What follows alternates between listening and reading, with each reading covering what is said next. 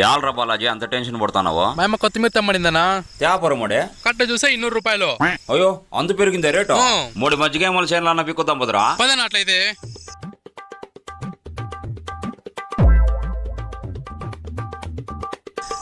ఇట్లా వస్తున్నారు నాయళ్ళు. ఓ కొత్తిమీర రేటు 200 అయింది కదా, దానికంతా తోటలోకి జరగబడుతున్నారు. రానరా చెప్తాను మీ కథ. ఈ అంజపెట్లో చూపిస్తాను బొద్దు. యాలరా ఇక్కడ కొత్తిమీర కోసం వస్తామన్నా. ఈడాడుందిరా కొత్తిమీర.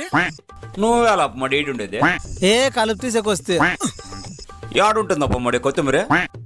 నరసింహ తోటలకు పోండలి ముందాక కొనుక్కుంటాడు. ఊనా పోదురా మడి పోదామా? పదన్నా.